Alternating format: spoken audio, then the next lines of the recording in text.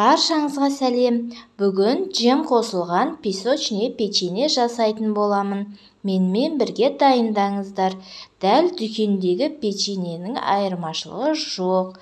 Дәл осындай болып шығады, өте дәмді. Сіздер де жасап көріңіздер, кері байланыста болыңыздар. Бізге қажетті заттар: бөлме температурасында сары май, жүгері крахмалы, жұмыртқа, шекер және де ұн және джем қажет болады. Құрғақ ыдысымызға бөлме температурасындағы сары майымызды және шекерімізді салып, жақсылап біркелкі масса, аппақ масса болғанша миксерлеп алатын боламыз. Бастамасын ақырын миксерлеңіздер, себебі шекеріміз шашылып кетпеу үшін. Міндетті түрде ыдыстарыңыз өте құрғақ болуы қажет. Егер су араласып кетсе, тесталарыңыз шықпай қалуы мүмкін. Мінекей, барлығын біркелкі етіп миксерлеп алдық. Дәл осындай масса болып шығады.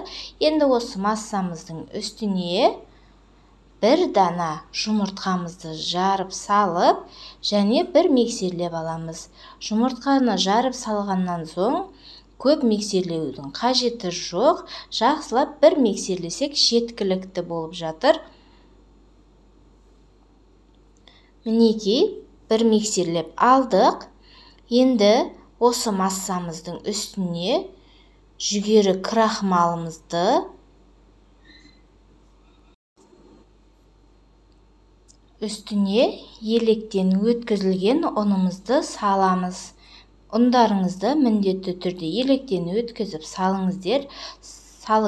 Мен мұнда електен өткізіп дайындап қойған болатынмын. Енді осыны біркелкі масса болғанша миксерлеп алатын боламыз. Ақырын миксерлеңіздер, ұндарыңыз шашылып кетпесін. Бұл массамыз бізде қатты сұйық, қатты қою болмайды, орташа болып шығады. Орташа масса болып шығады.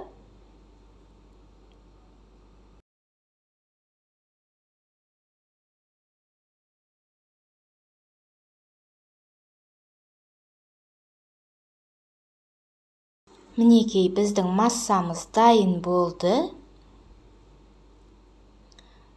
Дәл осы видеода көріп тұрғандарыңыздағыдай осындай масса болып шығады. Енді бұл массамызды лопатканың көмегімен жан-жағын жинап алатын боламыз. Бұл массамызды кондитерлік мешокқа өзімізге қажетті насадкамызды салып, массамызды салатын боламыз.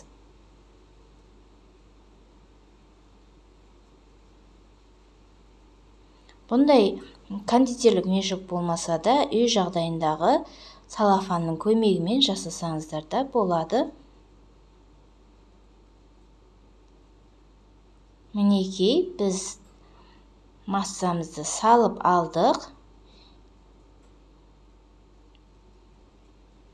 Дәл осылай салып отырып жасайтын боламыз.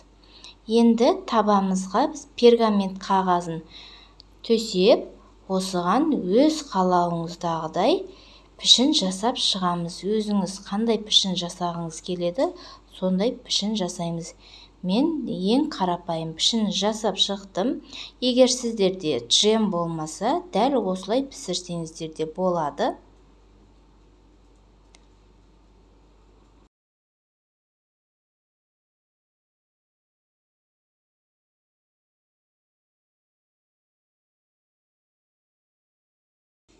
Дайын болған печеньелерімізді осындай кішкене ғана крышканың көмегімен осылай ортасын басып шығамыз. Ортасына қазір джем салатын боламыз, сондықтан осылай басып шығамыз барлығын. Джем салмайтын болсаңыздар, басып шығыпта, не болмаса дәл осылай баспайды жасасаңыздар, пісірсеңіздер болады. Мен осындай дүкеннен құлпынайдың джемін алдым. Көз мөлшерінде өз қалауынша джемді салып шығамыз. Түгелмен барлығына салып шығатын боламыз. Бұл кезде біз пешімізді алдын ала қыздырып қоюымыз керек. 180 градуста қыздырып дайындап қоямыз. Дайын болған печеньелерімізді 180 градуста қызарғанша пісіріп аламыз.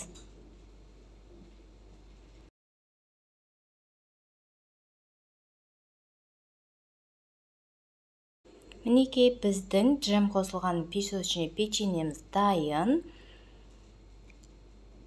Видеоны соңына дейін қарағандарыңызға рахмет.